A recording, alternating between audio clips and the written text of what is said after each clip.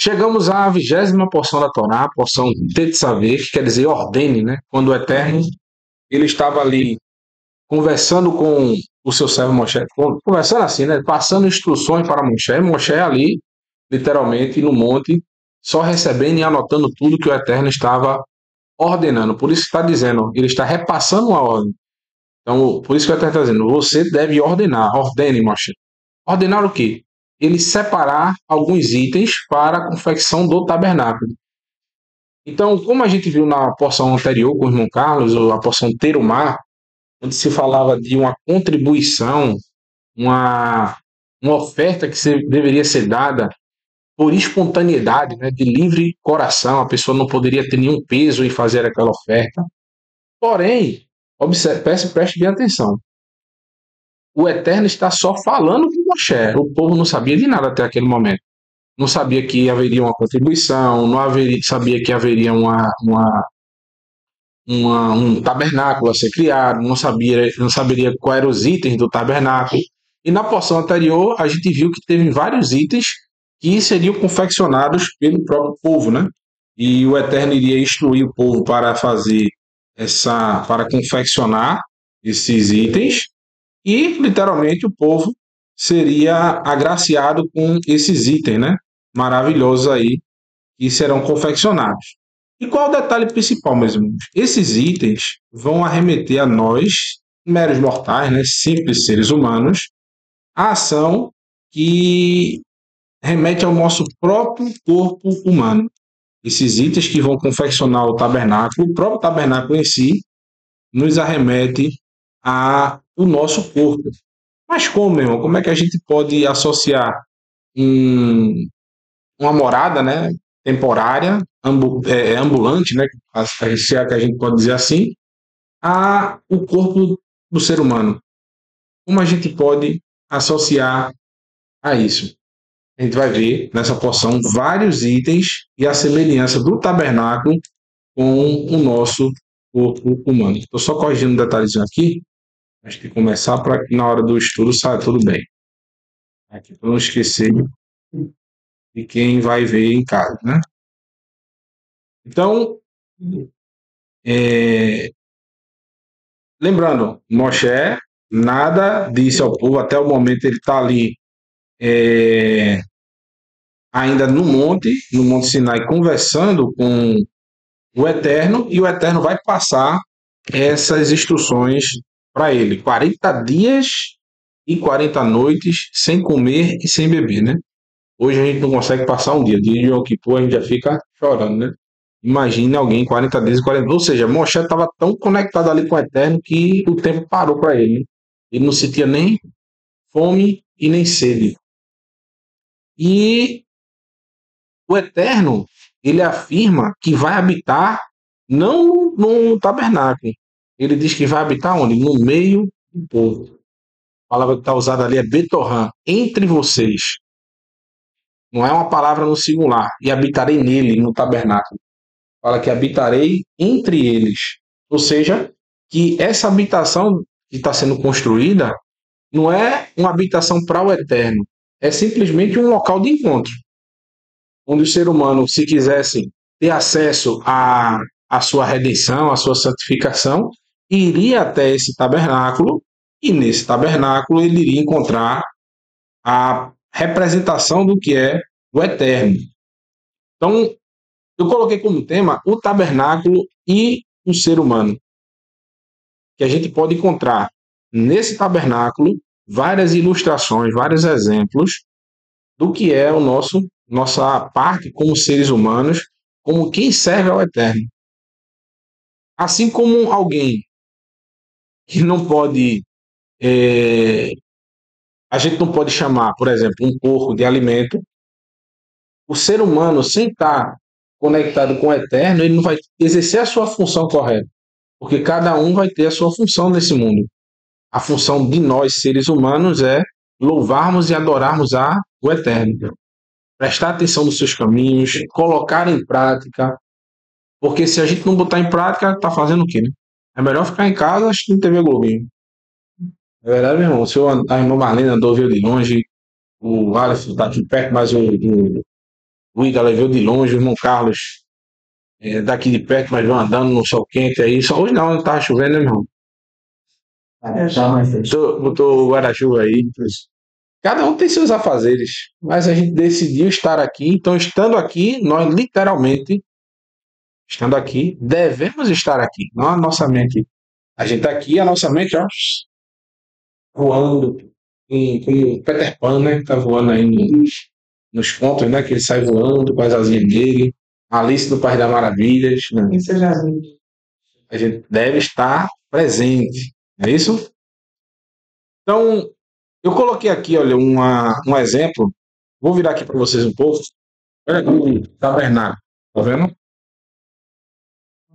Aqui tá as cortinas, estão as cortinas em volta. Aqui está o tabernáculo, certo? Aqui nós temos a bacia de bronze para lavar as mãos. Aqui nós temos o altar de bronze. Então, se entrava por aqui, tinha acesso ao tabernáculo. Está vendo aqui os levitas, alguém com o sacrifício, né, que vai ser feito ali posteriormente. Esse não é trazido por alguém, porque quando alguém trazia o sacrifício, a própria pessoa enrolava o alimento, né? Perdão, caiu aqui. Quem for ver lá, quem estiver assistindo vai ver lá, né, vocês aí. Então, dá para ver aí, dá para a gente notar esse Mishkan, né? Esse tabernáculo em sua constituição, né? Tirar eu aqui porque vai ter mais imagens nesse estudo. Então, eu coloquei um texto aqui que vai associar, a gente vai associar essas cortinas que estão em volta do tabernáculo. Eram cortinas feitas de linho. Então existiam bases de bronze e em volta, fazendo a separação desse tabernáculo, existiam cortinas de linho. E essas cortinas de linho a gente pode associar com as vestes de alguém que está começando a sua trajetória, está querendo dar um passo de confiança para servir ao Eterno. A primeira coisa que essa pessoa ganha são retiradas suas vestes velhas e lhe é dada uma veste nova. Agora, qual é o detalhe, meus irmãos? Quando a gente começa, a gente já ganha essas vestes, sim. Qual é o nosso trabalho que a gente deve manter agora? Essas vestes limpas. Então você não pode começar uma caminhada de techuvá com as suas vestes sujas, com as vestes antigas, com as roupas velhas. Ninguém pode olhar para você do mesmo jeito que olhava antes. Eles têm que olhar para você e ter vestes novas. Então, no tabernáculo, em volta dele, existiam essas cortinas de linho que arremetem literalmente à santidade que agora a gente vai começar a viver. E nos foi tirada essas vestes velhas e estão sendo nos dadas vestes novas. Então, no livro de Apocalipse, no capítulo 19, versículo 7, diz o seguinte: regozijemo-nos e alegremo-nos e demo-lhes glória, porque vindas são as bodas do Cordeiro e já sua esposa se aprontou. E foi-lhe dado que se vestisse de linho fino, puro e resplandecente, porque o linho são as justiças dos santos. Então, a partir de agora, você deu esse primeiro passo de caminhada em techuvá, lhe é dado uma roupa limpa, de linho fino, puro, que vai fazer o quê?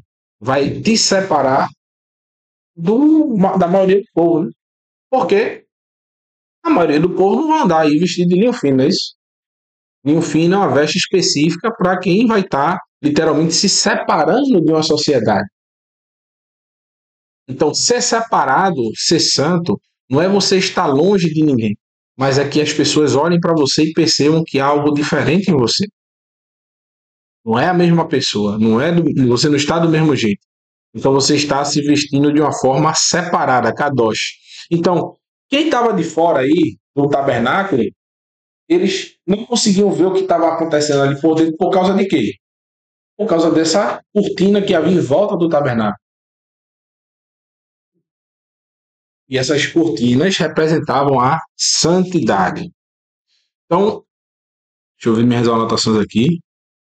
Então, a gente vai encontrar esses simbolismos que são bastante interessantes com a nossa caminhada em techuvá. Eu separei aqui 10 exemplos desses itens mais importantes que eu consegui elencar aqui no tabernáculo. Por exemplo, eu não falei sobre a cortina que cobriu o tabernáculo, né? Aquela cortina que era de peles, né? Cortina não, aquelas peles que cobriam o tabernáculo, que representa a nossa pele, por exemplo.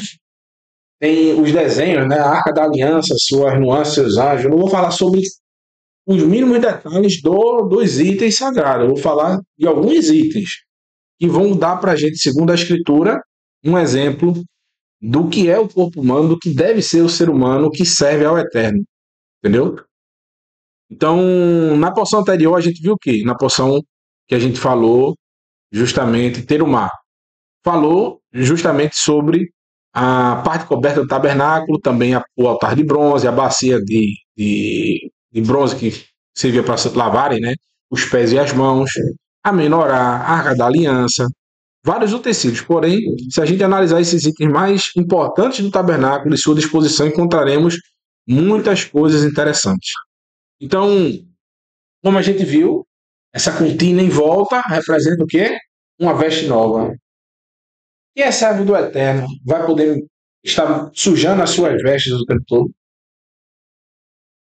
Porque é linho fino e branco, para que qualquer sujeira fique muito aparente. Então, vocês concordam que alguém que é servo do Eterno, quando ele comete um pecado, ele comete uma sujeira, fica muito evidenciado? Porque todo mundo já olha para você de uma forma diferente, não é isso? Porque você tem vestes diferentes. Então imagine eu, o Marcos, que estou aqui trazendo um estudo para vocês, mas de repente você me vê ali na rua roubando alguém. Chega uma notícia para vocês que eu estou defraudando meus clientes. O Aleph trabalha comigo e vai dizer, mas o irmão está pregando ali, mas eu vi ele fazendo coisa errada. Isso é uma sujeira, não é isso? Vai ficar muito evidenciado. Agora, para quem já vive no mundo mesmo, imagina a festa que teve agora aqui, eu tivesse aparecido na televisão, eu lá dançando no meio do frevo lá, pulando frevo. Ou só ele dar uma olhadinha. Só dar uma olhadinha, dar uma passadinha de limpo perto, ou tá o tempo todinho vendo desfile de escola de samba, essas coisas. E vocês sabem, eu comentando, eu achei injusto porque a outra escola passei a noite toda assistindo, foi ruim. Isso praticamente seria uma mancha, não é isso? E vai desabonar a minha prática de vida. Então, quando a gente está vestido com essas vestes, a gente tem que ter muito cuidado para não sujar. A gente deve ter muito cuidado para não sujar essas vestes. Porque quando a gente suja essas vestes, basicamente, meus irmãos, nós estamos desabonando aquela veste que foi dada pelo Eterno e vamos demonstrar isso para o próximo de uma forma muito evidente. Porque quem já está sujo, se está se sujando mais, meu filho, não importa não. O cara está todo cheio de barro, vai se preocupar porque vai melar o pé de areia. Ninguém está se preocupando com isso. Agora, quem foi santificado, começou a sua caminhada no Techuvá, ele tem que tomar muito cuidado para não se envolver, não se sujar com as coisas que podem te desabonar a tua fé, né? O altar de bronze. O altar de bronze. Quando se entrava por essas cortinas, a primeira coisa que se via no tabernáculo era justamente o altar de bronze. Geralmente, qualquer pessoa só chegava até essa parte aí do tabernáculo, porque ele ia até o altar de bronze levando o seu cordeirinho. Ali na frente se fazia a transferência, né, da sua culpa para o animal. Bem, mas vamos cortar os mínimos detalhes, vamos para a parte burocrática da situação. Chegava até qual é a finalidade desse altar? Não é a triagem, não é nada. É você chegar até lá, oferecer o seu animalzinho e se colocar no teu lugar. Ou seja, ele vai assumir a culpa por você da sua transgressão. Então, quando se entrava no Mishkan, no tabernáculo, a primeira coisa que se via era esse altar de bronze. O bronze, quem estudou na porção Terumá, algumas porções anteriores, viu os três simbolismos, né? Que o bronze representa o juízo, a prata a redenção e o ouro a realeza e o mundo vindouro. Então, quando nós vemos esse altar de bronze, o que é que contém nesse altar? alguém vai ter que morrer. É o juízo. Alguém tem que morrer ali. Então, se você está buscando o eterno, ou você morre, ou morre o animalzinho. No seu lugar. Ou morre o animal, ou morre você. Das duas, uma. Você escolhe. E escolhendo, geralmente o pessoal não vai escolher morrer, vai escolher matar um animal. Existem nesse altar 4 chifres, não é isso? Esses 4 chifres denotam o quê? Quando a gente vê falar dos 4 cantos do mundo, não é isso? São os 4 polos cardeais. O que é que esse altar representa? Que esse altar está pronto para qualquer pessoa dos 4 cantos do mundo terem acesso a ele. E Yeshua dispensou a sua salvação para os 4 cantos do mundo? Sim. Então, qualquer pessoa hoje tem acesso a esse altar. Realizar o seu sacrifício, a entregar o seu cordeiro. Agora lembre-se, ou morre um ou morre o outro. Mas se você escolher matar o cordeiro, você morreu também. Para quê? Para o pecado. Porque se eu matei o cordeiro e continuo realizando as mesmas transgressões, aquela morte foi em vão. Não é isso? É a mesma coisa que Paulo fala lá no livro de Hebreus, que a gente está crucificando o Messias novamente. Quando nós levamos o cordeiro e continuamos com a mesma transgressão, eu estou dizendo que aquela morte daquele cordeiro foi em vão. Então, no livro de Hebreus, no capítulo 10, versículo 26 ao 29, diz o seguinte: porque se pecarmos voluntariamente, depois de termos recebido o conhecimento da verdade, já não resta mais sacrifício pelos pecados. Veja que coisa profunda Paulo está dizendo aqui. Que é justamente isso. Se a gente voluntariamente, depois de ter recebido essa graça, nós voltamos a praticar o mesmo erro. Serviu de que você levar seu cordeirinho lá para o altar de bronze? Aquela morte foi em vão. Só que agora, quem é que a gente está oferecendo como sacrifício? Não, Yeshua. Já fez a parte dele. Mas se a gente está levando Yeshua lá, oferecer, Senhor, eu me arrependi, me deste as vestes novas, eu agora tenho as vestes limpas e estou aqui levando meu sacrifíciozinho para você. Mata-se o cordeiro, ele vai morrer no meu lugar. Oferecido. No outro dia eu meto minhas vestes de novo e quero vestes novas e quero de novo oferecer o sacrifício. A ilustração é essa. O exemplo é esse. Que nós não podemos estar o tempo todo levando o mesmo sacrifício pelos mesmos pecados, porque a gente senão vai estar pedindo roupa nova, que é aquela cortina em volta do Mishkan, e recebendo em troca, né, a redenção, mas vai chegar uma hora que vai acabar o teu estoque de roupa, né? E tem a roupa que é para ser dada a outro, tu já está querendo usar. Então, não pode ser assim, né? Então, no versículo 27 diz: mas uma certa expectação horrível de juízo, de ardor, de fogo, que há de devorar os adversários. Agora, o que é que o altar queimava, fazia? Era o altar do juízo. Altar de bronze, altar do juízo. E o que ele fazia? Queimava, né? Olha o versículo 27 de novo, preste atenção. Mas uma certa expectação horrível de juízo e ardor de fogo. Por quê? Agora, quando você for levar o cordeirinho vai dizer, não, não vou por tu não, tu já matasse outro pelo mesmo pecado, então agora quem vai é tu. Aí o sacerdote vai pegar você e sim. É isso que é o guerreiro. E sem misericórdia morre.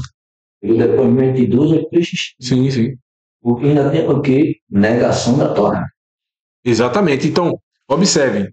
Aqui é um exemplo claro que está totalmente conectado à porção que nós estamos estudando, Tetzavé. Fala do altar, não essa porção, né? Porque literalmente foi falado em outras partes da porção. Mas eu digo assim, no contexto do Mishkan, que o tabernáculo é uma representação da nossa caminhada do Teshuvah no nosso corpo. O que é que está dentro do nosso coração e da nossa caminhada? Primeira coisa, quando a gente começa a nossa caminhada, nós seres humanos recebemos uma veste nova, não é isso? Tem em volta. Tem que passar por isso, para a nossa mudança interior. o arrependimento dos nossos pecados, a transgressão. Nós éramos transgressores, agora não somos mais. Então a gente ofereceu esse cordeiro voluntariamente, mas agora a gente quer oferecer ele de novo pelo mesmo pecado. Já não resta mais sacrifícios pelos pecados, segundo Hebreus 26. Versículo 28. Quebrando alguém a lei de Moisés, morre sem misericórdia só pela palavra de 2 ou 3 testemunhas. Ou seja, o que era que Paulo está falando aqui? Que alguns pecados que eram puníveis, passíveis de morte, por exemplo, quebra do Shabat, o adultério, o assassinato de outra pessoa, né, a blasfêmia contra o Eterno, ficar maldizendo, amaldiçoando o nome do Eterno. Então, tudo isso eram passíveis de, se tivesse 2 ou 3 testemunhas, a pessoa morreria. Porque ali, se ninguém fosse testemunha, você estava livre. Porque, literalmente, no seu entendimento, né? Não vai dar nada, não tem problema nenhum. Ninguém viu. Eu blasfemei o Eterno lá de casa. Amaldiçoei o nome dele. E aí? Quem ouviu? Só o Eterno. Mas a pessoa tinha essa ideia. Ah, mas ninguém aqui, nenhum ser humano ouviu, então não vou ser morto. Mas o que é que ele está dizendo? Ele está aumentando as expectativas no versículo 29. De quanto maior castigo cuidará a vós ser julgado merecedor aquele que pisar no filho de Elohim e tiver profanado o sangue da aliança que fosse santificado e fizer agravo do Espírito da graça. Ou seja, quando você deliberadamente transgride, mesmo sem ter ninguém para ver, você já está perdendo e fechando as suas portas para quê? Para o tabernáculo celestial, para tudo aquilo que representa a redenção de Yeshua. E Yeshua vai ser advogado, como está lá em João, 1 João, que ele é nosso advogado. Se o Satanás é o acusador, quem é o advogado? Yeshua. E quem é o juiz? Agora, se Yeshua é aquele que está se colocando no teu lugar, para caso haja punição, e há punição para quem pecou, ele diz, não, vai ter pena, né? Coloca no meu lugar. Pode ir. Lembra, Eterno, daquele sacrifício que eu fiz? Pronto, esse aqui é meu. Pode cobrar daquele sangue. Mas se tu vive transgredindo, ele vai ser teu advogado? Não. Ele vai dizer, pronto, aqui já é minha parte, aí é um acusador. Se ele tiver chance, teve. Se não tiver, porque a gente está deliberadamente descumprindo o ato da graça dele. Estamos jogando fora essa oportunidade. Então, o altar de bronze é o primeiro dentro das cortinas que fazem a separação, a santificação, que é as vestes novas. Ou seja, esse altar representa o juízo e também a remissão dos pecados. Das duas, ou você escolhe ser remido ou julgar. Pois, quando alguém levava o cordeiro, só podia ir até esse local, não podia passar dali, né? Depois que ele imolava o animal, aí sim os sacerdotes iam lá e faziam a retirada de peles, né, de vísceras, tudinho. Assim como nós, servos do Eterno, devemos escolher se levamos o cordeiro para o sacrifício ou se nós mesmos é quem seremos mortos. Como assim a gente vai escolher? A partir do momento, meus irmãos, que você não quer ter uma veste nova, você quer ir imundo, você não quer levar um cordeirinho para o seu sacrifício, vai chegar num dia do altar de juízo para todo mundo. E você não tem nem veste limpa e nem tem um cordeiro. O que é que vai acontecer? Quem vai ser lançado no altar de juízo? Quem escolheu justamente não ter esse corban, né? Essa cobertura, essa capará, né? Então, se você não escolheu esse substituto, você não vai ter a cobertura. Então, quando nós escolhemos viver no caminho de Yeshua, ele coloca uma condição para ele ser o nosso cordeiro. Qual é? Uma obediência irrestrita aos mandamentos da Torá. Por isso que o cristão hoje, a pessoa que se diz religioso e diz que não guarda a Torá, ele está andando o tempo todo com as vestes sujas. Ele está o tempo todinho negando Yeshua com suas obras. Porque ele diz servir ao Eterno, mas não cumpre os seus mandamentos. Então, ou ele está sujando as vestes, ou ele está, literalmente, tornando esse sacrifício, em vez de ser algo separado, santo, que a palavra kadosh quer dizer separado, ele está tornando em algo comum. Aquele sangue foi derramado em um momento, pode ser qualquer um. Então, o altar de bronze representa isso. Passando do altar de bronze, quem respondeu o que é que tinha depois? Quem leu? Depois do altar, tinha o quê? Não. Depois do altar de bronze tinha mais uma coisa, tinha mais um item. Acertou. Nota 10. Tinha a bacia de bronze, onde os sacerdotes, o sumo sacerdote, antes de entrar, né? Os sacerdotes usavam para lavar suas mãos, e o sumo sacerdote, antes de entrar no tabernáculo, ele tinha essa bacia de bronze. Agora, quem aqui pode me dizer um passo a passo de uma pessoa que acabou de se converter à fé? Qual é a primeira coisa que ela tem que fazer? Paulo diz o quê? Paulo fala que a gente deve abandonar nossas velhas, velho. Ganhamos vestidola, não é isso? Depois a gente deve confessar nossos pecados. Altar de bronze. E depois fazer o quê? Banho de purificação. Batismo, não é isso? Vê que você não está batendo certinho com a ordem. É isso? Então, no livro de Marcos, no capítulo 16, versículo 15, diz, e 16, e disse-lhes, ide por todo o mundo, pregai o evangelho a toda criatura. Quem crê, ou seja, qual é a mensagem do evangelho? O que é evangelho aqui? Boas novas. Se você estudar direitinho a palavra evangelho, quer dizer boas novas, é o mesmo traduzido como um baçar, né? Carne, é a mesma palavra usada, baçar, carne, como bessorá. Usam as mesmas letras no hebraico, baçar e bessorá. Por isso que Yeshua disse, né? Aquele que não come da minha carne e bebe do meu sangue, não tem parte comigo, não fará essa caminhada, essa jornada de Techuvá. O que é comer da carne? A mesma palavra baçar é a mesma palavra bessorá. Usam as mesmas letras em hebraico. Ou seja, aquele que não come das minhas boas novas, o evangelho, que quer dizer a Torá do Eterno, as suas instruções, que se a gente não comer, ou seja, não nos alimentarmos da Torá que Yeshua ensinou, a gente não tem parte nessa jornada. Jesus falou, ele que não comer da minha carne, exato.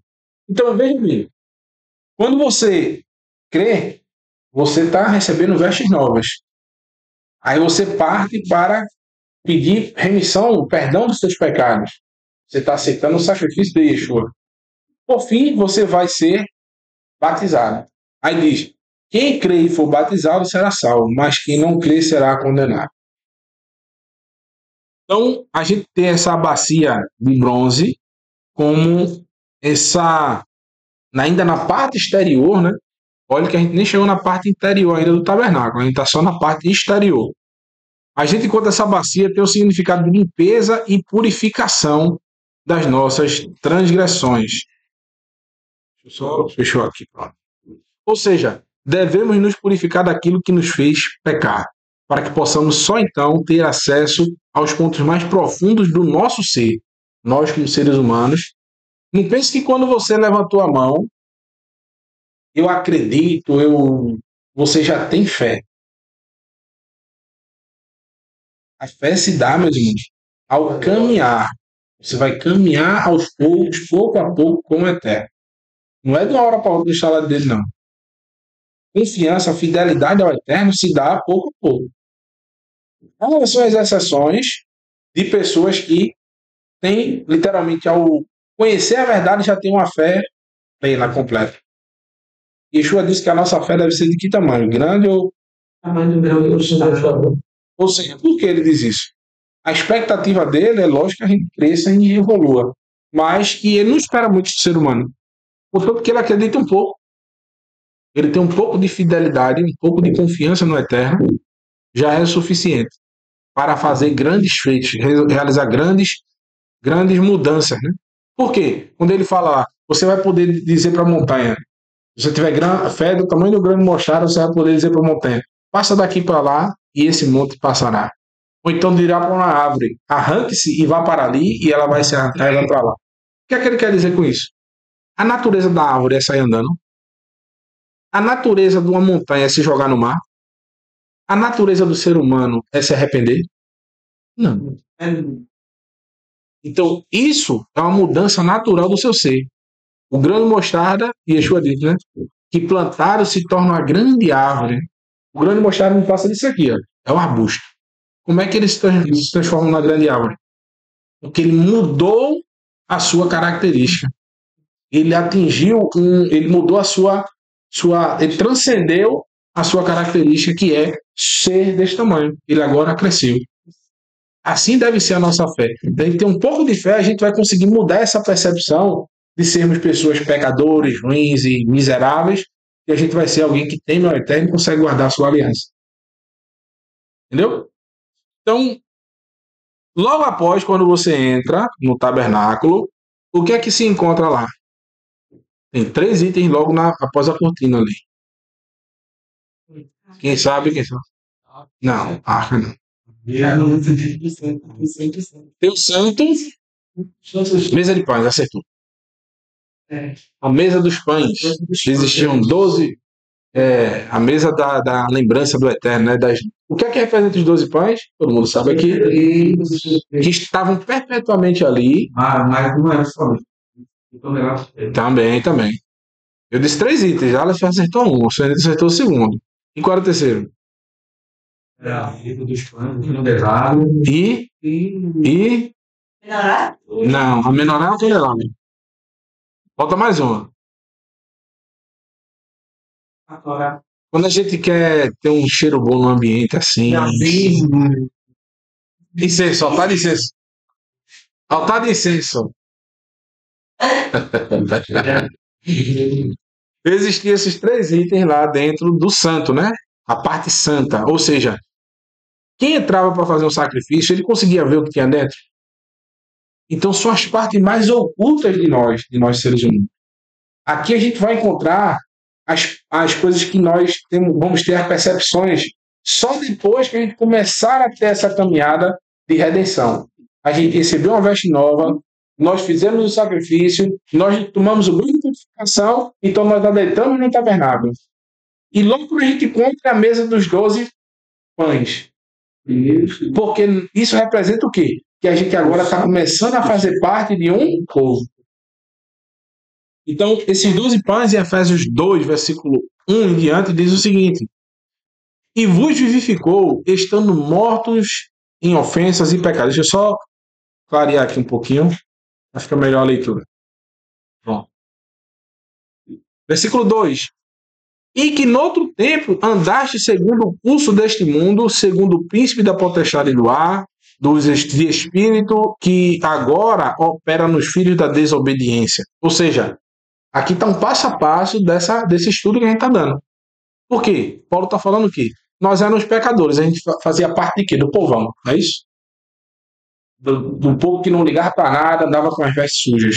Eram pecadores. O pecado representa sujeira, a mancha. Nós deixamos isso, a gente estava morto. E agora a gente recebeu uma veste nova. A gente andava nesse costume da potestade do ar, do capeta, literalmente. Aí Paulo se coloca no meio, mesmo ele sendo um judeu, uma pessoa temente ao Eterno, fariseu. Ele diz: eu também era assim pecador, porque o pecado não independe se o cara vive no mundão ou se você está dentro de uma religião. Pecado é pecado, independente. Estar afastado do Eterno, desse caminho de redenção, é literalmente estar afastado do caminho do Eterno e estar cheio de mancha. E no versículo 3 diz: entre os quais todos nós também antes andávamos no desejo da nossa carne, fazendo a vontade da carne dos pensamentos, e éramos por natureza filhos da ira, como os outros também. Então agora a gente está separado. Esse mexicano está andando no mesmo povo, porém ele está separado. É isso? Aí no versículo 11 diz: portanto, lembrai-vos de que vós no outro. Lembrando que eu estou pulando tudo, alguns versículos, vocês sabem já leram. Efésios 2 é muito importante para a nossa caminhada de fé, é bom lerem de novo, todo o capítulo 2 de Efésios. Paulo vai dizer: olha, não é por causa de vocês que vocês alcançaram essa graça, não é por causa da vossa própria justiça, mas pela justiça que foi criada desde o princípio. Que justiça é essa que foi criada desde o princípio? A Torá do Eterno. Vocês são santificados, vocês são salvos pela graça do Eterno, pela misericórdia, e não pelas suas obras. Porque o Eterno nos separou, aí ele diz, para toda boa obra. Qual é a boa obra do Eterno que foi separado desde o princípio? A Torá. Praticar a Torá, manter a nossa veste limpa e praticar a Torá. Aí no versículo 11, ele nos lembra que nós não somos mais participantes desse povão, que agora a gente tem vestes novas, que agora a gente pode andar em retidão diante do Eterno, e nós fazemos parte dessa mesa, a mesa esqueci o nome, dos 12 pães que... 12 pães da preposição. Preposição, exatamente. Portanto, de que vós no outro tempo erais gentios na carne, chamados em circuncisão, pelos que na carne se chamam circuncisão, feita por mão de homens.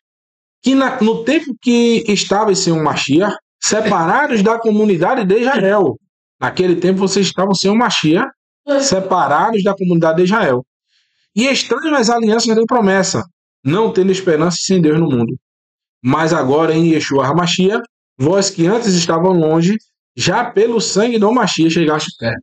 Ou seja, vocês passaram pelo sacrifício no altar, tomaram banho de purificação, agora vocês chegaram perto. Perto de quê? Dessa mesa de pães, essas 12 tribos. Vocês não entraram ainda, vocês fazem parte desse meio. Vocês estão perto ali. Agora, o que é preciso a mais para se firmar nessas 12 tribos? Quem é que o Eterno considera das 12 tribos de Israel? Quem tem... As pessoas que eram do congregando com ele. Exato. E fazendo a sua vontade, sendo seu filho como... Tem a fé, é isso? Agora vem a fé. Só então, agora vem começar a gente ter fé. Porque ninguém aqui, meus irmãos, tem fé. O senhor teve fé quando foi para minha casa, foi no primeiro Shabbat lá, que teve o Yom Kippur, meu irmão? O irmão Carlos, eu tenho certeza, só foi tendo fé aos poucos. Suenilton também. Tati, a irmã Linda, todo mundo aqui. Ninguém chegou nesse caminho já tendo firmeza no que acreditava. Tinha dúvidas ainda. A gente olhava assim e dizia, rapaz, será que é isso mesmo? Eu me lembro que no começo, quando eu comecei a estudar sobre isso, a minha irmã foi e botou, eu já contei essa história, uma bisteca de porco para mim, para eu comer. E eu comi aquilo ali, rapaz, eu digo, rapaz, que isso está errado. Não acredito não, bicho, mas acho que isso está errado. Mas eu vou comer. Porque eu vi alguns pastores que já começavam a se levantar contradizendo, né, esse caminho de quem estava começando, chamando de desigrejado, né? E eu comecei a dar ouvidos a quem estava, dizia, não, mas foi liberado, olha aqui Pedro falando sobre alimentação, que descendo um lençol do céu, podia comer de tudo. E eu não estudava, não tinha tanto tempo, tanta firmeza, né? E eu fui começando a questionar, e eu lembro que eu comi aquilo ali, mas quando eu terminei, me deu uma vontade de chorar tão grande. Eu digo, rapaz, isso aí eu não vou comer mais nunca na minha vida. Posso até comer enganado, mas sabendo, não como mais não. Desde aquele dia, eu me lembro como se fosse hoje, eu não como mais. Mas eu não tinha fé no início. Eu tinha ainda dúvida. Era um azeite puro que eu estava servindo na candelabro? Não. O Eterno só quer um azeite puro. A gente vai começar, a gente vai andar, vai ter os nossos erros, mas o Eterno não espera tudo de uma vez só para a gente. Tanto é que, no livro de Atos, capítulo 15, os apóstolos decidiram entre os gentios já começarem praticando tudo da Torá, fazendo pouco a pouco. Eles deveriam praticar meate, pouco a pouco. Não era tudo de uma vez só. Eles passaram 4 mandamentos iniciais para eles. Veja, de 613 passaram 4. Porque Moisés, a cada sábado ali nas sinagogas. Ou seja, que aos poucos eles iriam aprendendo e ensinando, seria ensinado a eles, pouco a pouco, os mandamentos da Torá. Então, no versículo 13 de novo. Mas agora em Yeshua HaMashiach, vós que antes estavais longe, já pelo sangue do Mashiach chegastes perto. Representa esse altar, que a gente está fazendo parte dessas 12 tribos, que está ali diante do Eterno perpetuamente. Toda semana eram trocados aqueles pães, e colocavam-se pães novos ali, porque estavam sempre ali na lembrança do Eterno, aqueles pães que representam as 12 tribos de Israel.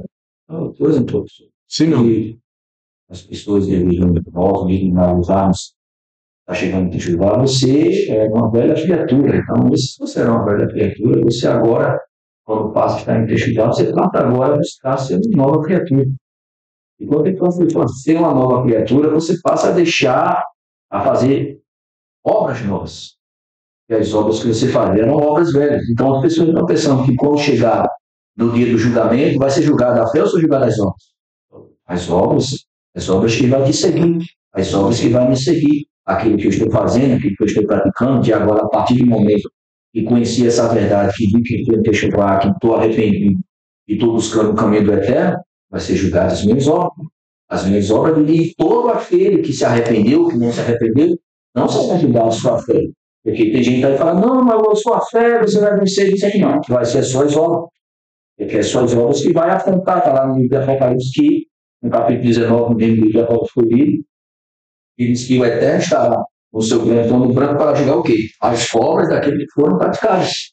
Seja bem, seja ruim. Então, no momento que a gente começa a caminhar, não pense que as nossas obras ficou para trás. Não. As obras da gente vai ser julgada cada dia, um pouco do que a gente fez lá atrás e o que a gente continua fazendo a partir do caminho de Deus.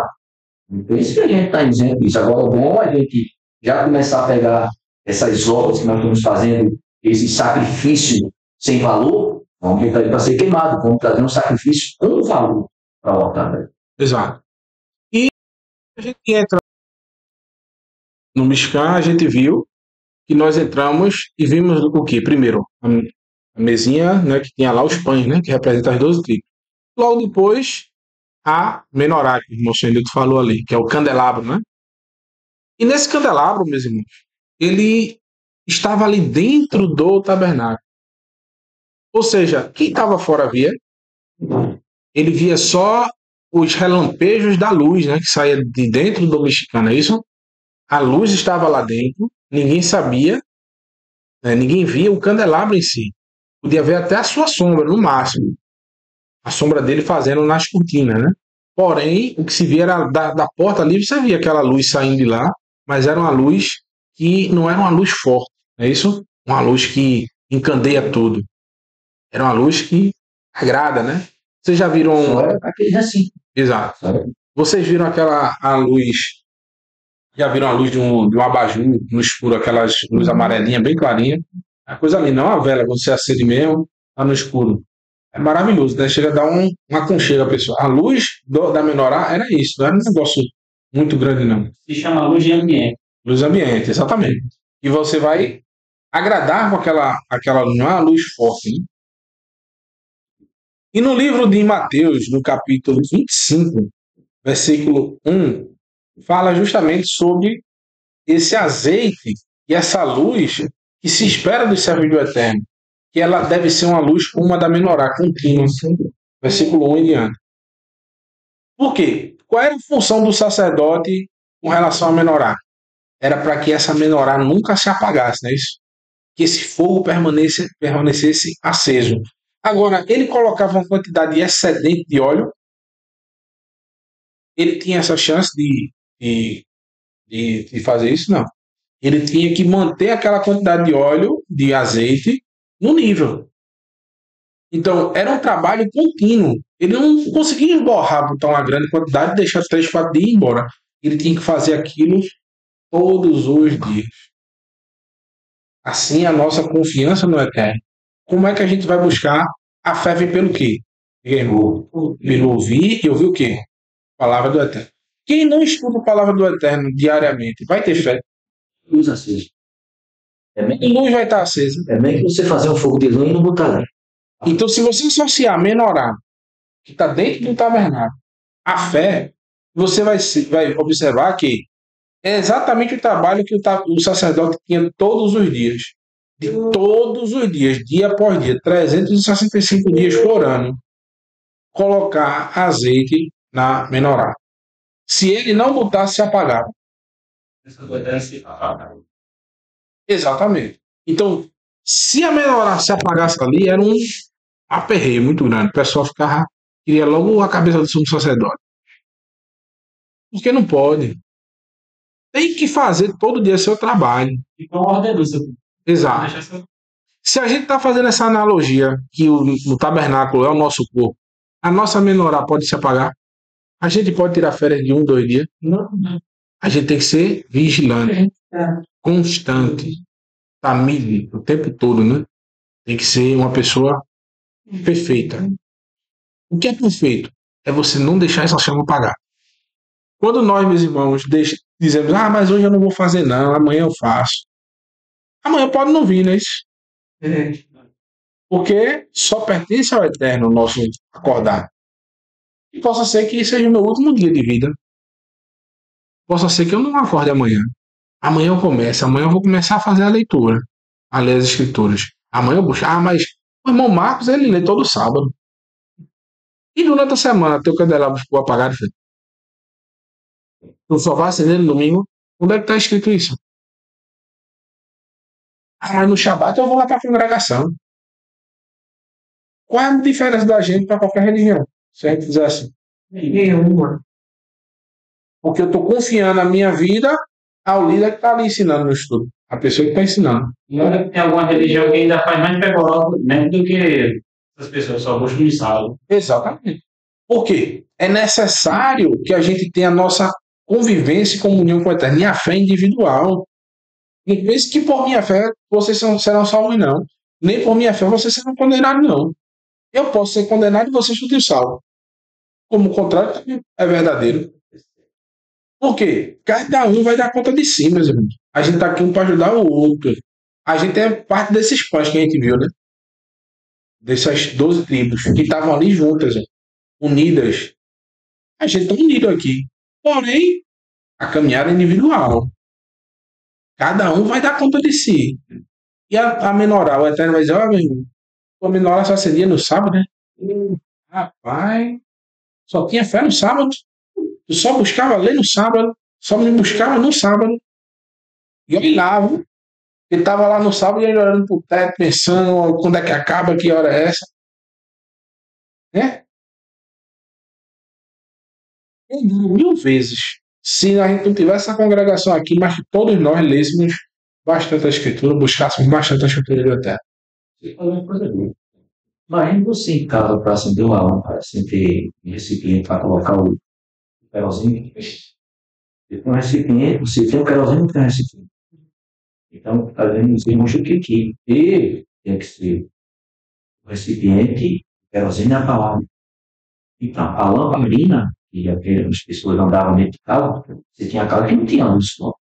Tinha que ter aquela lamparina acesa, aí vem na sala, na cozinha, e era geralmente a casa de judeu era do som, a cozinha e sala. Às vezes a casa de alguém que tinha dinheiro que tinha um terraçozinho, sim, mas era a casa de judeu, era casa pobre, um local pobre, às vezes tinha como é que diz, uma lamparina na sala ou na cozinha, e tinha que continuar com a acesa quando estava limpo. Tinha que ter acesa. Então imagine uma lamparina apagada aí, como é que eu vou enxergar a luz aqui?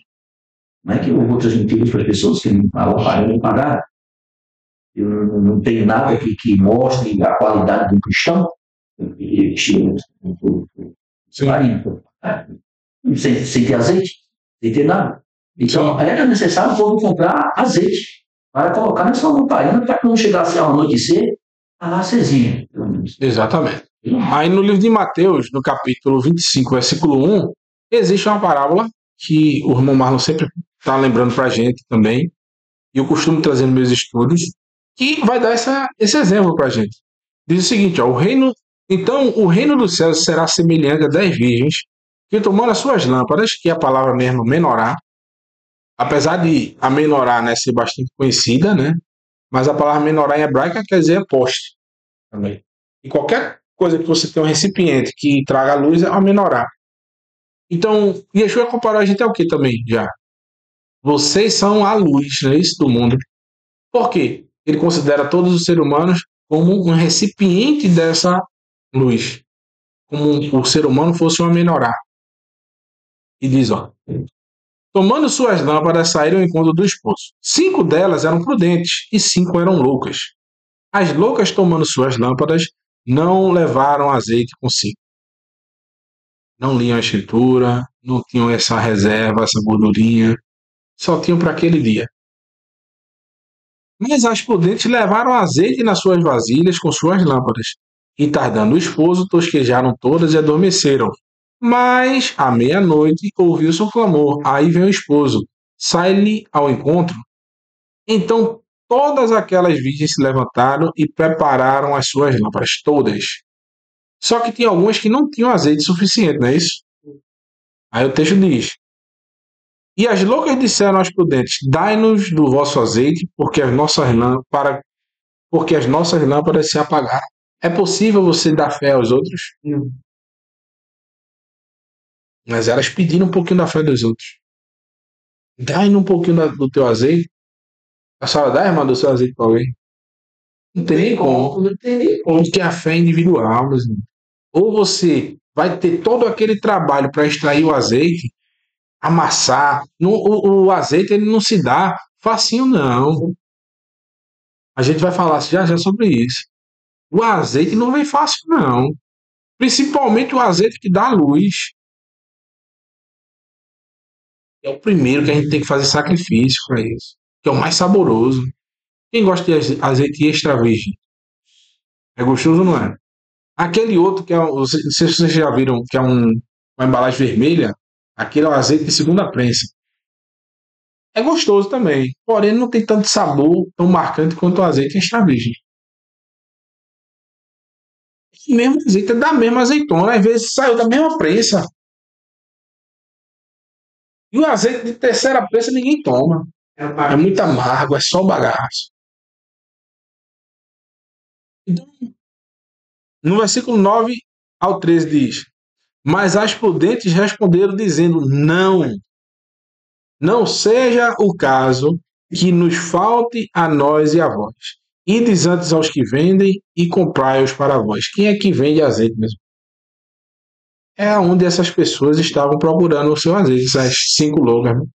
Justamente as religiões que querem vender aquilo que não se pode. Porque é necessário um trabalho, você colher, você buscar, rebuscar, né? Rebuscar a palavra do Eterno. Versículo 10. E tendo elas ido comprá-lo, chegou o esposo, e as que estavam preparadas entraram com ele para as bodas e fechou-se a porta. Depois chegaram também as outras virgens, dizendo: Senhor, Senhor, abre-nos. E ele respondendo disse-lhe: Em verdade eu vos digo que não vos conheço. Por quê? Eram pessoas que não estavam ali continuamente, que não estavam o tempo todo aguardando a ele. Só queriam vê-lo no dia de Shabat. Não mantinham o candelabro aceso, não tinham azeite suficiente para toda a semana. Vigiai, pois, porque não sabeis o dia nem a hora em que o Filho do Homem há de vir. Por quê? Pode ser que caia numa terça-feira, e aí? Ah, mas eu só tenho azeite no sábado, que é quando o irmão Marco, o irmão Carlos, o irmão Marlon vão trazer show, né? Quando no canal tal eu vou estar assistindo. E durante a semana, meu filho, o dia, a hora, ninguém sabe. Quando o Filho do Homem vier, achará fé na terra? É a pergunta que ele faz. Haverá confiança? Existirão pessoas estudando naquele dia? Ele faz uma pergunta. E essa pergunta é para a gente se ligar, a gente ficar de olho atencioso. Outras parábolas ele diz: olha, o reino dos céus virá como um ladrão. O filho do homem virá como um ladrão. Ninguém sabe o dia nem a hora. Está no capítulo anterior, aí, em Mateus 24. Coloquei uma imagem aqui de 2 tipos de crentes. Sendo com também. Tá vendo? Mesmo. Certo? Já essa daqui eram sacos, não assim tão modernos, mas eram sacos que se colocavam dentro. E em cima tinha uma prensa, como se fosse uma rodana. E ia se apertando. Aquela primeira apertada que se dava ali, toda a força, 2 homens, cada um pegava numa madeira que tinha aí e rodava. Aquela primeira, e toda a força, chegava no limite, mas não era mais não pronto. Ele era do Eterno. Era o azeite catite, de primeira prensa. Então, esse era separado para o eterno, aquela primeira prensada. Depois se soltava aquela rodando, aquela rosca, ficava em cima, né? Soltava, aí reorganizava as azeitonas e dava a segunda. Apertava, apertava, apertava, aí essa descia mais, né? Já tinha mais bagaço. Aí saiu o azeite de segunda prensa. Depois vinha, soltava de novo, tirava aquela vasilha e depois a terceira. Terceira prensa. Depois tirava e vinha a quarta, né? Pegava aqueles sacos, retirava o bagaço e se fazia sabão. Primeiro azeite era para quê? Para o eterno. Por isso chegamos à porção do livro de Shemot, capítulo 27, versículo 20. Veja quanta coisa a gente pode extrair. Tem gente que pula, né? Os itens do tabernáculo. Chega lá e começa, mas isso aqui é só tantos metros, papapá, isso aqui do outro. Aí tá falando. Agora que a gente vai começar a porção. Êxodo 27, versículo 20. Onde foi diferente. Já, né? Já, porque houve uma organização muito mais forte, né? Vamos falar bem, eu também, né? Coisa boa, né? Então, veja. O entendimento que eu tive é outro entendimento, mas se fosse assim, alimentando a minha mente, né? Amém. Está se aprimorando, tentando se aprimorar. Coisa boa. Então, veja. Esse azeite da menorá, que é o segundo item quando você entra no tabernáculo, era um azeite puro. Por isso o Eterno fala aqui no capítulo 27, versículo 20 e 21. Diz o seguinte, Êxodo, né? Tu, pois, ordenarás aos filhos de Israel que te tragam azeite puro de oliveiras batido para o candeeiro, para fazer arder as suas lâmpadas continuamente. Na tenda da congregação, fora do véu que está diante do testemunho. Arão e seus filhos porão em ordem, desde a tarde até a manhã, perante o Senhor. Isto é um estatuto perpétuo para os filhos de Israel pelas suas gerações. Então, dentro da gente tem que ter essa fé, essa luz que está o tempo todo. A gente não pode só ser crente só de noite. Não pode ser crente só no sábado. A gente tem que ser servo do Eterno todo dia, de manhã e de noite. O tempo todo, de olho ali, perseverando nessa confiança, nessa fidelidade ao Eterno. Não pode ser qualquer fé. Pode? É a primeira, a melhor, a mais saborosa. Tem que ser entregue ao Eterno. Então, eu tenho um desafio para vocês. Vocês devem chegar em casa e separar no seu dia. Tem 24 horas, né? Vamos colocar assim. 24 horas, é isso? Você vai dividir esse dia em 4 partes, certo? 4 partes. Qual é o horário que eu fico mais focado? Qual é o meu melhor horário? A parte do meu tempo. Qual é a melhor que tem? A sua de manhã. Pronto, essa é a tua ideia. Manhã. Aqui. De manhã ou à noite, né? De noite com o amor de mim também. Pronto, mas a oração é uma coisa. A gente vai chegar na oração. Eu estou falando para o estudo. Estudar as escrituras.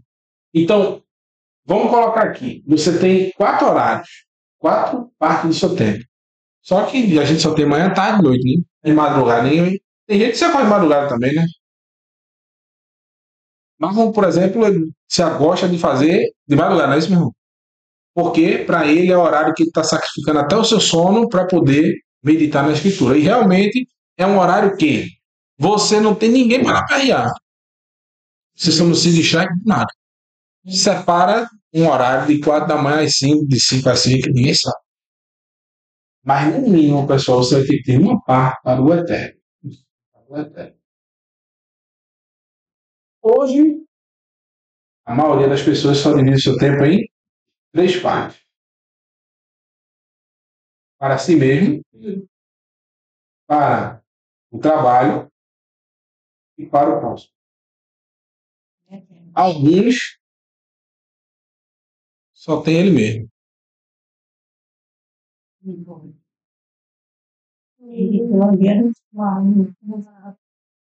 Então, é isso de ver como essa porção está ensinando. Dividir nosso tempo em 4.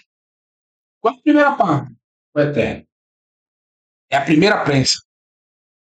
Então, meu horário que eu estou mais focado, que eu estou com mais atenção, que eu estou com a melhor parte do meu dia, esse é o horário que eu me sinto que quero conversa com ninguém, só para mim. Pronto, é isso que você vai dar ao eterno. O meu é de tarde, quando eu chego no trabalho. Eu não desligo de cliente, não quero saber, não. Quando eu me acordo de manhã, eu estou pilhado. Me acordo já, tenho muita coisa para fazer. É a vida de empresário, é assim. O cara que tem empresa sabe o que é. Já se acorda devendo não sei quanto ao Estado, tem um funcionário, tem fornecedor, tem isso. Então já tem meio mundo de cliente falando, então eu abro o celular, tem muita coisa. Então eu já sei que se eu não abrir, eu fico pensando também. Mas quando eu termino o dia, eu costumo realizar tudo no mesmo dia. E o que fica para outro dia, eu não fico pilhado, por incrível que pareça. Então eu separo sempre de tarde, quando eu chego, eu me sento do trabalho, eu cheguei 5 horas, não adianta. Até 5h30 eu fico sem fazer nada. Depois eu vou estudar. É o melhor horário. Isso. O segundo melhor horário. Eu. Não é o próximo, não. Não. Quem aqui fica pensando em fazer a coisa para os próximos? Por isso que o Eterno disse: amarás ao próximo como a ti mesmo. Você vai ter um tempo para você. Vai cuidar da sua saúde, faz uma atividade física, vai distrair a sua mente, vai assistir um filme, vai fazer o que quer que seja. Vai arrumar a sua casa, mulheres que gostam de arrumar a sua casa, vai cuidar da beleza, vai fazer o que quiser. Você. Se você não estiver bem, você não ajuda o outro, concorda? Um doente ajuda o outro? Não.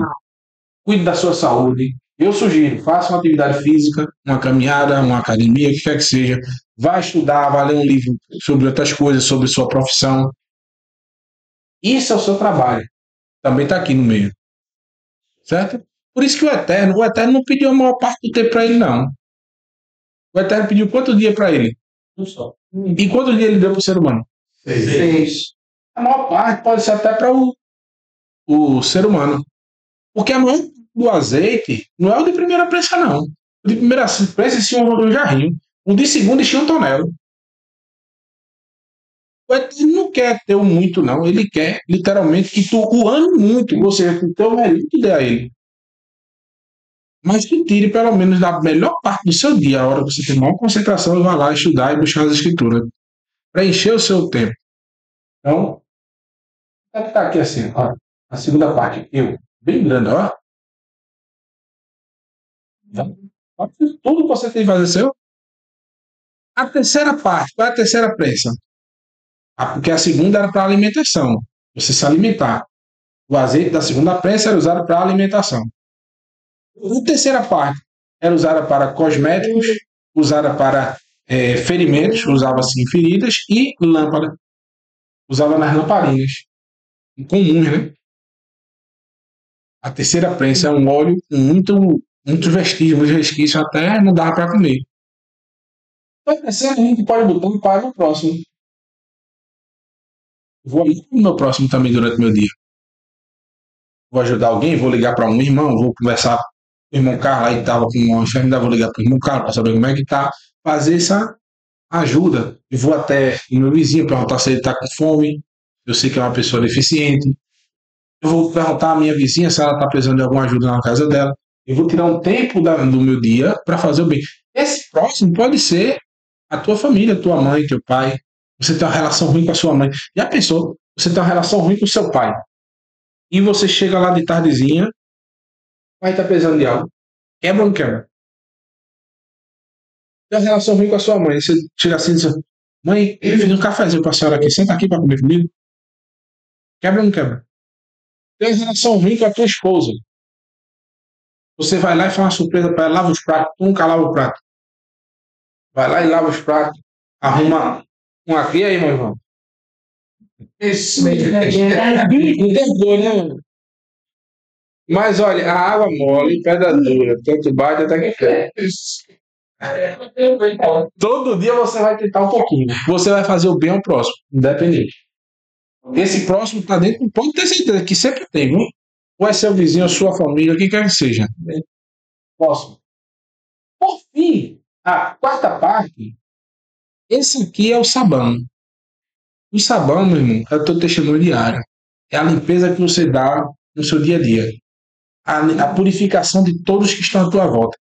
Eu digo a você, se você, onde chega, não é bem-vindo, o pessoal não se sente confortável com a tua presença. Ixi, chegou, irmão, chegou, não sei o quê. Eu sei que Yeshua certa vez disse, olha, bem-aventurados sois vós quando todos vos disserem falarem mal de vós. Mas não é nesse sentido que eu estou falando. É no sentido de quê? Primeiro sentido que eu estou falando aqui. É justamente de você ser essa parte do sabão, ou seja, um ambiente limpo, é confortável, não é? É um ambiente agradável de se viver, não é? Então, o sabão representa onde a gente vai passar, vai deixar um aroma gostoso, um ambiente limpo. Ou seja, que quem fala mal de vocês é porque gosta de sujeira, de imundície. Porque se o próprio Yeshua não agradou a ninguém, e ele foi alguém que limpou a humanidade, não. Ele limpou até a alma da gente, que dirá a nossa vestes. E falaram mal dele, mentiram contra ele, mataram ele. O que ele está dizendo é que várias pessoas gostaram dessa limpeza dele. Quando Yeshua está falando desses que vão falar mal de você, felizes são vocês quando falarem mal de vocês, são esses lindão aí que não tem nada a ver tem parte com o eterno. Mas quem tem um mínimo de esperança ainda de se virar, de se tornar alguém de boa índole, de alguém que busque no mínimo da Torá, ele vai se sentir agradável com a tua presença.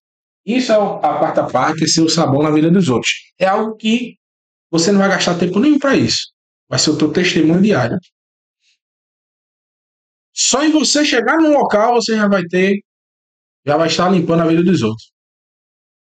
Porque tem pessoas que onde chega, é o dia todo mundo para jogar, para... Yeshua disse, né? Antes de você olhar um cisto que está no olho do teu irmão, olha primeiro o que está no teu olho. Então, quando a gente como é servo do Eterno, a gente vai chegar em algum canto, a gente deve ser alguém solícito em querer tornar aquele ambiente limpo. De que forma? Através do testemunho da prática da Torá. Ok? Passando da menorá, a gente chega no altar de incenso. Não é isso? Altar de incenso. O incenso representa o quê, meu irmão? Cheiro agradável. Um cheiro agradável, não é isso? Por ele, as suas orações. Acertou. Nota 10. As orações, seu tempo. As orações dos santos. Se não tem oração, não tem sim. Exatamente. O sacerdote não estava ali, tem que trazer o melhor Certa vez, uma associação do sábio Salomão, no capítulo 28 do Provérbio, versículo 9, ele diz: aquele que desvia o seu ouvido de ouvir a Torá, até as suas orações são uma abominação. Por quê? O incenso, ele tinha uma peculiaridade. Ele tinha que ter as gramaturas certinhas das essências. Se tivesse algo a mais ou a menos, era algo repugnante aos olhos do Eterno. Veja.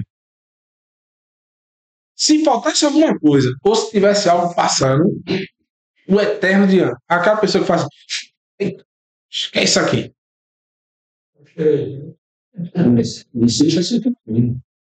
Porém, existe uma receita que é infalível para as nossas orações terem um cheiro bom diante do Eterno,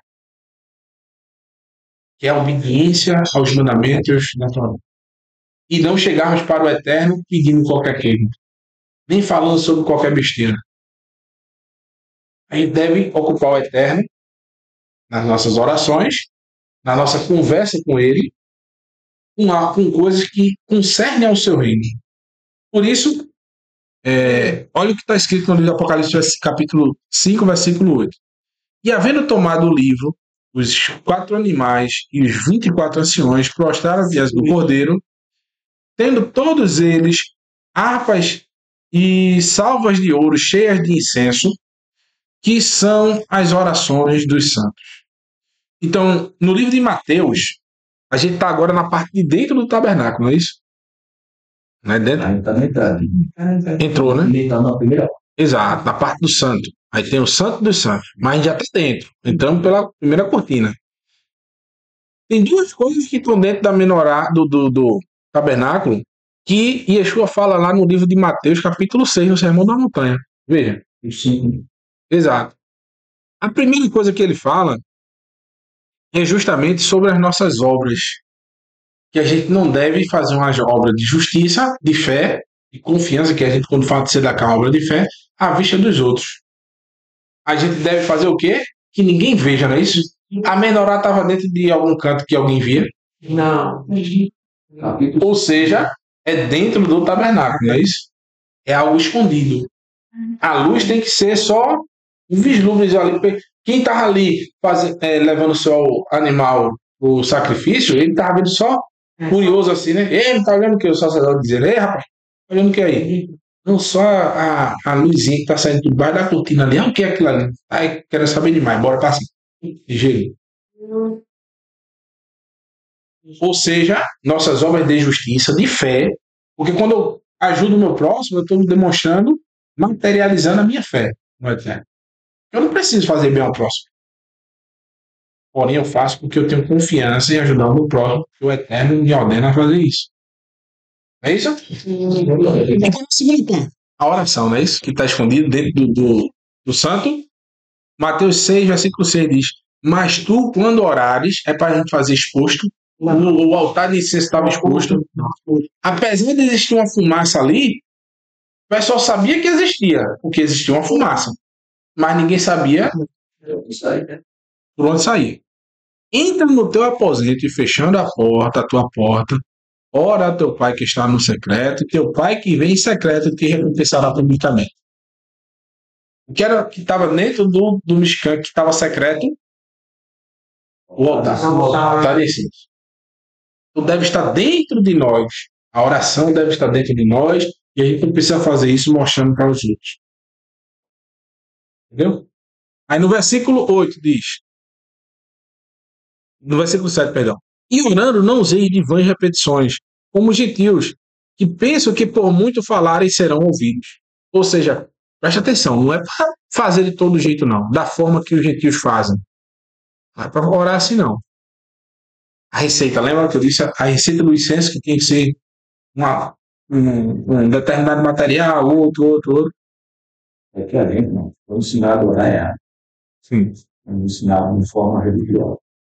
É pegar um princípio de oração, como você está falando aí, que dentro da Escritura, o incenso tem que ser algo de qualidade. Não era qualquer tipo, qualquer coisa, aromático. Não era o tipo que se juntava para se fazer incenso de vários produtos. E outra coisa que se ali, como você está lendo aí a oração de Mateus, e o que é que Yeshua está ensinando aos seus discípulos, dizendo assim, peça um carro, peça uma casa, peça bens? Não, está dizendo, que venha o teu reino, nosso está santificado seja o teu nome. Olha, adorando o Eterno, ensinando a adoração. Não o ser humano faz logo, me deu uma casa, me deu um carro, me deu isso, já que me deu saúde. Não, já louvando o reino. Louvando o reino. E mais abaixo ele diz, santificado seja o teu nome, venha o teu reino. Seja feita a tua vontade, assim na terra. Aí, agora vem um agradecimento ao nosso. O pão nosso de cada dia. A oração exige adoração. Agradecimento. Oração. Agradecimento. Entendeu? E vindo que vem o rei, porque quando você pede que vem o rei, é porque essa vida para você não existe mais. Você não tem mais prazer nesse mundo. Então, quando o sacerdote, o sumo chegava ali para entregar, para dar o incenso, era galbano, muitos tipos de produto que se faziam incenso. O incenso é seu perfume, é a sua vida, é o que você dá. Agora, uma congregação que não ora, ela vence alguma coisa? Ela tem como vencer uma congregação que não ora, uma pessoa que não ora, um irmão que não ora? Fica difícil. Como é que você vai levar incenso ao Eterno se você não tem nada para apresentar no altar do incenso? O sacrifício tem que ter o quê? Incenso. A menorá tem que ter o quê? Incenso. Você vai menorar sem oração? Não. Vai dar sacrifício sem oração? Não. Tem que fazer com oração. Exato. Aí no versículo 9 diz o seguinte, ó. Portanto, aí Yeshua já emenda, né? Vós orareis assim. Pai nosso que estás no céu, santificado seja o teu nome. Então, a gente deve nos colocar quem nós somos na história, né? Quem sou eu na fila do pão? Sou apenas mais um. Ao Eterno seja dada a honra, a glória e seu status, né? Qual é o status dele?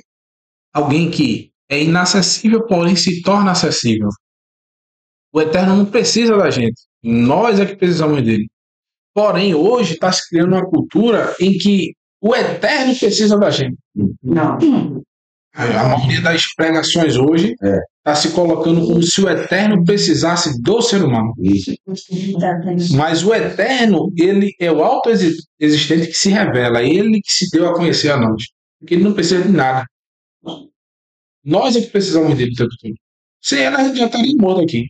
Imagina a gente sem um ar para respirar. Então, a gente deve dar o devido, santificar o nome do Eterno. Ou seja, o que é o nome do Eterno? Alguém sabe? O que é quando o autor ele faz um quadro, certo? Vamos supor que estou falando sério, isso aqui. Se esse fosse exatamente esse desenho aqui, fosse de Mona Lisa, vocês acreditariam que foi Leonardo da Vinci que pintou isso aqui? Pode ser um rascunho, né? Não. Impossível Leonardo da Vinci fazer um carro desse. Porque ele não vai empregar o nome dele aqui Um rascunho. num rascunho, numa coisa horrível dessa. Entendeu? Então, se você conhecia o autor pela sua obra, qual é a obra do Eterno? O que é perfeito? Dura para sempre. A Torá do Eterno. A palavra. A palavra do Eterno, ela é perfeita. E o Eterno assinou a sua obra da criação. E ele assinou a sua palavra, que é perfeita, dentro do ser humano. Porque todos nós, somos uma centelha dessa palavra. Por isso que no nosso DNA tem lá o nome do Eterno assinado. E nós somos a cereja do topo do bolo, né? A perfeição do Eterno se revela em nós. Então, o Eterno não assinaria o nome dele numa obra ruim. Então, o seu nome está atrelado à sua obra, à sua palavra. Então, quando a gente está santificando o nome do Eterno, nós estamos santificando o quê? A sua palavra, a sua obra, o seu testemunho. Tanto é que no Salmo 138, versículo 2, diz: pois colocaste a tua palavra acima do teu nome. Então, a gente está associando sempre o nome do Eterno à palavra. Porque tem muitas pessoas que dizem, mas tem que saber o nome, né? Porque não há salvação debaixo do céu se não disser a pronúncia do nome. Mas muita gente sabe de vários nomes e se for assim, no dia que o Eterno estiver vindo e Yeshua estiver vindo, a pessoa vai ficar aqui, o estuprador, né? Yahushua, Yeshua, Yahshua, Yahshua, Jesus e Jesus, chamando o mesmo de nome, mas aceitou, pronto, esse vai ser salvo. Aquele que está guardando a Torá é condenado. Porque ele só sabe o nome Yeshua ou Jesus. Não é assim, né? Que acerta o nome? Tá lá o assassino falando mesmo de nome. Yeshua, Yahshua, Yahshua. Esse aqui acertou. Esse aqui tá salvo, porque ele acertou o nome. Aquele que é condenado, estava guardando a Torá, uma pessoa justa. Aquele ali não, aquele errou meu nome. Ou o nome está atrelado à obediência. Mas não sabia que o nome valeu. Quando você está guardando a Torá, você está santificando o nome do Eterno. Isso é santificar o nome do Eterno. Venha o teu reino, seja feita a tua vontade, assim na terra como no céu. Quando a gente santifica o nome do Eterno, a gente está estudando a sua palavra. Então a gente está abdicando da nossa vontade para fazer a vontade do Eterno. Lá em Isaías 58 diz: bem-aventurado o filho do homem, né, o estrangeiro, que preservar, manter o seu pé, não transgredindo o Shabat, por exemplo. É um exemplo. Quando você quer comer um determinado tipo de alimento e diz, não, mas a palavra do nome do Eterno foi santificada através de mim. Eu não vou comer aquele alimento. No começo de Isaías 58, eu estava lá na Sim. sobre as brigas dele pelo jejum. E o Eterno fala que, por acaso, o jejum que eu escolhi não é assim, que você é aquele que guarda, que ama servir aquilo que eu disse, que é da forma certa. Não adianta tu não fizer nada disso e tu jejuar, tu acha que eu vou te ouvir? Não virei. Exato. Eu vou te ouvir se tu me guardar os meus estatutos e ser perseverante nos meus mandamentos. Aí eu te ouvirei e te responderei. Exatamente. Então veja, aí existe a receita aqui. Olha os ingredientes da oração do Ketoret, né, do incenso. Versículo 11. O pão nosso de cada dia nos dá hoje. Aí vem os teus pedidos diários sobre o pão nosso. Não é que você vai pedir alimentação. Você vai fazer tuas reivindicações. Senhor, tu sabe que eu estou precisando de tal coisa. Senhor, eu estou me ligando por causa disso. Estou aperreado por causa de tal coisa. Aí vem o teu pão. Vem as tuas pleitas, os teus pedidos. Primeiro, tu já se colocou à disposição do Eterno. Disse que ele realmente é exaltado. Que o seu nome é poderoso, a sua palavra. Dissesse que a vontade dele vai ser feita na tua vida, independentemente do que tu vai pedir, tu vai preferir escolher a ele. Por quê? Teu pedido pode te afastar do Eterno. Pode pedir algo que te afaste dele. Senhor, eu estou precisando de um veículo, disso, aquilo outro. Tu vai usar esse veículo para quê? De repente é para se prostituir. E aí? Na hora que você disse que primeiro seja feita a vontade dele. Quando você está pedindo ao Eterno a vontade dele, você depois vai pedir o teu pão, ou seja, tu está precisando. Se for da vontade dele, que venha. Se não for, amém. Você vai aceitar. Exato. Dentro da minha casa, a oração, a minha esposa, não, eu peço oração para o meu filho. Eu falei, vou responder, posso ler. Ore por ele, todos os dias. Agora, se Deus vai atuar na vida dele, não vai depender da minha oração, vai depender da vontade de que ele serve o Eterno. Exato. Mas é necessário você orar. Não, Você pedir ao Eterno, né? não, eu posso pedir agora, ela quer que o chefe aconteça, ela quer, como você está dizendo, quer um carro, quer isso, quer aquilo. É nesse Versículo 12 diz: perdoa as nossas dívidas, assim como nós perdoamos aos nossos devedores. Essa aqui é a parte mais difícil. Você, no final de tudo, pediu tuas coisas, beleza. Mas, Pai, me perdoa. Assim como eu tenho perdoado aquele irmão que foi mal a mim. Cadê você dizer isso? Quem diz isso? Porque na maioria tem rancor, tem raiva, tem ódio no coração do seu próximo. Então, todos os dias, quando a gente vai fazer nossa oração, nós devemos primordialmente colocar também em prática o perdão ao que aconteceu no nosso dia, né? Geralmente existiam 2 horários para se apresentar as ofertas ao Eterno, né? De manhã, por volta das 9 horas, e às 3 da tarde. Né? Eram os sacrifícios diários. Então, se você puder orar nesse tempo, tiver tempo, ore. Que é um horário realmente que tem conexão com as escrituras, né? Não nos conduz à tentação, mas livra-nos do mal, porque é teu reino, o poder e a glória para todos sempre. Amém. Ou seja, o que é não nos levar à tentação? Nos conduzir à tentação. Quando nós somos tentados a transgredir essa palavra que nós no início aí santificamos. Então, todos os dias a gente deve estar orando ao Eterno para passarmos por essas lutas diárias que a gente tem contra a nossa carne, os desejos da carne. Porque se perdoar, aí qual é a parte mais importante da oração? Yeshua ressalta, ele avisa. Olha, de tudo que eu falei aqui, tudo é importante a oração. Porém, o que é que Deus mais quer do ser humano? O que é que impede o ser humano de entrar no reino do céu? Ele pode ser a pessoa mais justa do mundo. Primeiro, a falta de perdão ao próximo.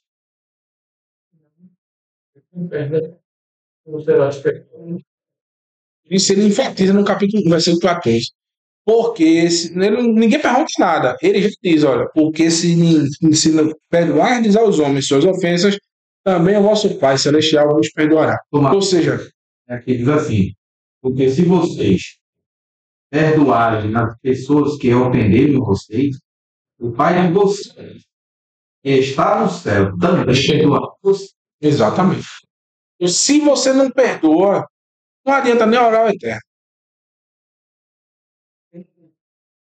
De que adianta você querer pedir perdão das coisas que você fez, que geralmente a gente começa orando assim, se você não perdoa nem o teu próximo. É hipocrisia. Entendeu? Arca da Aliança. Por fim, entramos na Arca da Aliança, parte final do nosso estudo. O que é que tinha dentro da Arca da Aliança? Quem diz que diz que Caso a mendoeira, né? a vara de Arão? A vara de Arão. Sim. Vamos. As duas tábuas. Sim, mais, tem mais. Tem mais. E o que caiu de céu? O maná. O maná acertou. E tinha mais ainda. O quê? O rolo da Torá. Sim. Porque as duas tábuas é uma coisa, o rolo da Torá as duas tábuas é o testemunho. Porque a Torá não foi escrita totalmente nas duas tábuas. Né? Existiam as duas tábuas e tinha um rolo com testemunho, que é as escrituras. Ali é o testemunho que o Eterno entregou para o ser humano, as duas tábuas. Ali é como se fosse o pilar, né? O testemunho. É. E tem que ter. Exatamente. As testemunhas que geralmente a gente chama são seres humanos, que hoje está aqui e amanhã não está. O Eterno chamou duas pedras que são incorruptíveis para poder testemunhar a aliança dele com o ser humano. Entendeu? 34, 32. Então, em Isaías, capítulo 8, versículo 20, diz o seguinte: a lei, né, a Torá, há o testemunho. Se eles não falarem segundo esta palavra, não há luz neles. Então, se a gente não linkar as instruções do Eterno ao testemunho, porque o Eterno colocou, por exemplo, o maná. O maná, meus irmãos, representa que o ser humano, ele não precisa, lógico que ele precisa comer todo dia, mas que quem provém é o Eterno. Quem provém o alimento do ser humano é o Eterno. Isso é o maná, representa isso. Porque quem é que faz brotar da terra o alimento? Deus.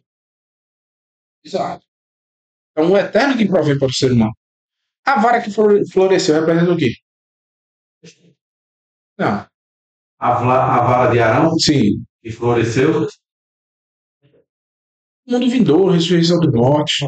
A vara de madeira morta que ressuscitou, que voltou a ter fruto.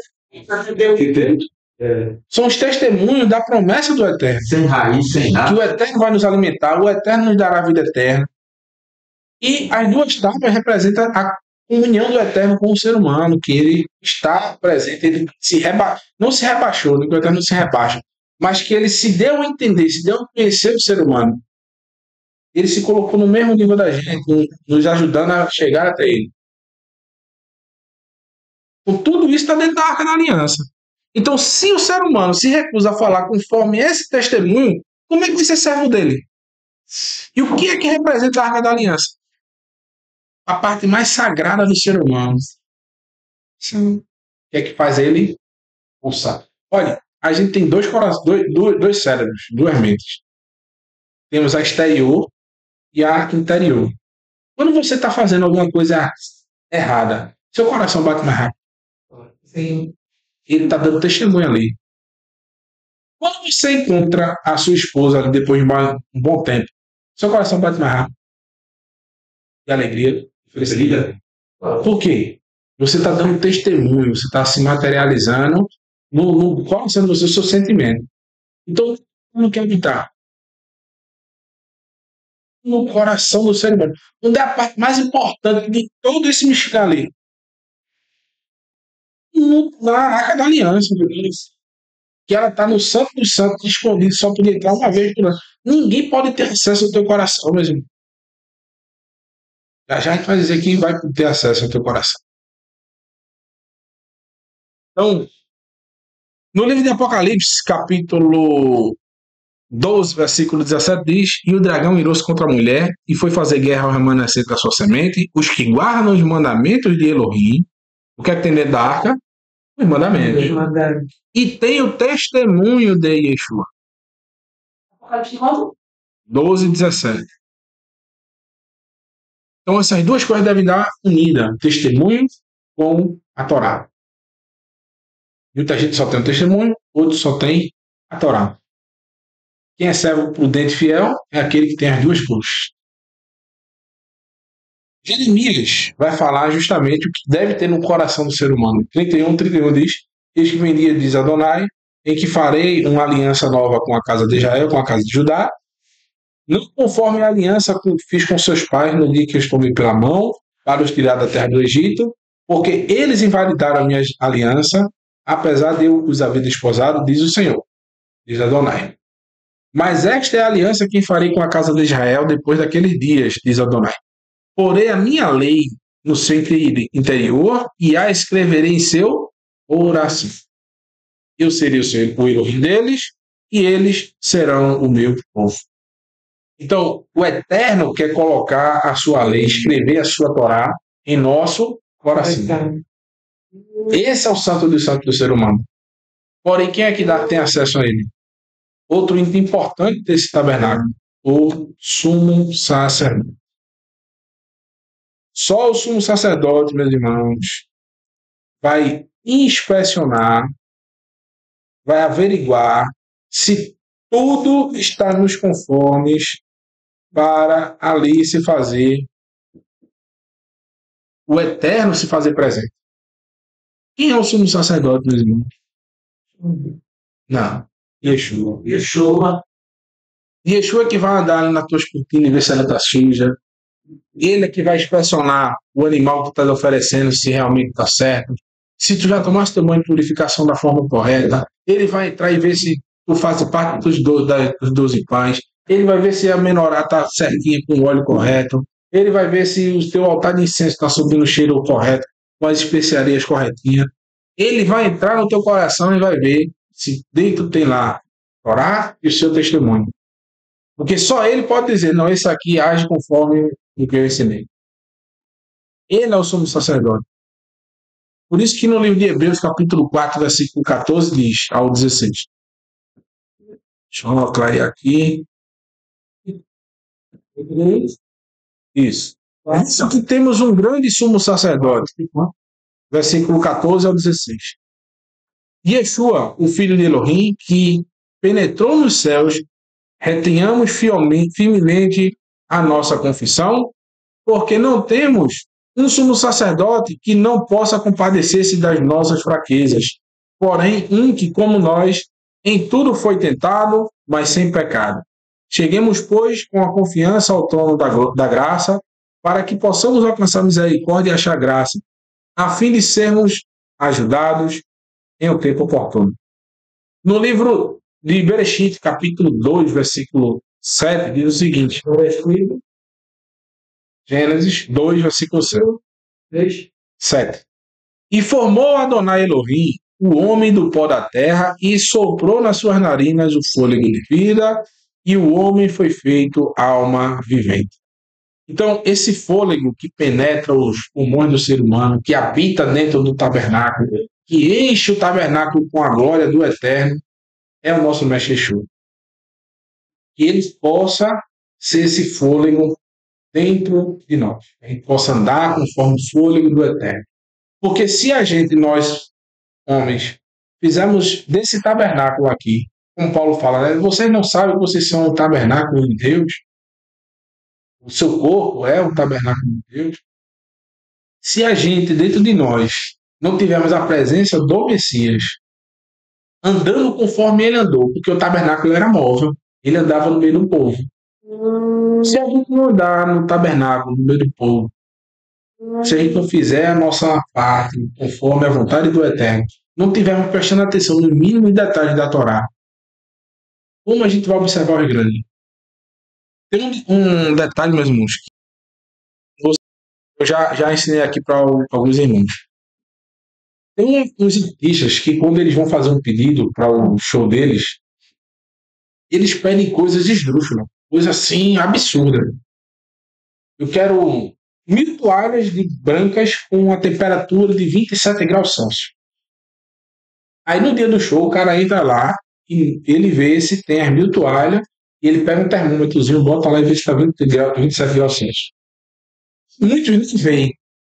Mas não é que o cara seja exigente nem nada. É porque, às vezes, as exigências que ele faz, as produtoras nem leem. Então, se ele entra no ambiente e ele não vê aquelas toalhas, eles acham que ele não usa nada, não. Ou seja, o som vai estar ruim, não vai estar o equipamento que eu pedi, então esse show eu não faço. Porque se eles não olharam as coisas que aparecem ser dissonantes, que não dá nem As mesmas coisas. coisas, as coisas mais importantes. Do mesmo jeito, cada um dos. Essa porção é um exemplo disso. O tabernáculo é um exemplo disso. Deu para a gente extrair alguma coisa, aprender alguma coisa hoje. E muita gente pula o nada. Não é verdade? Mas se a gente se atentar direitinho, conseguir. Eu fiz links com todo o Novo Testamento. Uma coisa completa com a outra. Eu só li aqui texto do Novo Testamento. E tudo relacionado ao tabernáculo. Então, todos nós, meus irmãos, estamos, olha, a observar, estou pedindo a todos, e o Eterno nos pede que a gente observe o mínimo das coisas do Eterno. Até genealogia a gente aprende. Até com genealogia a gente aprende. Então, é necessário a gente observar tudo. Então, esse foi o nosso estudo. Espero que vocês tenham gostado. Vou encerrar aqui a transmissão para quem está na internet. E vou colocar lá no canal. E nós vamos dar agora voz aos irmãos. Sejam breves comentários sobre o que a gente está falando aqui hoje. Se vocês acharam alguma coisa mais interessante na porção, vocês podem colocar esse estudo no canal da gente do Telegram, que a gente vai ouvir e vai trazer. Porque dá oportunidade a todo mundo falar. A irmã Márcia vai falar, o irmão Carlos, eu acho, mais o irmão Aleph, mais alguém. Mas sobre o que a gente comentou hoje, do estudo. Se tem mais alguma coisa da porção que você achou interessante, irmão Ivan também, você vai falar no Telegram, certo? Shalom, shalom.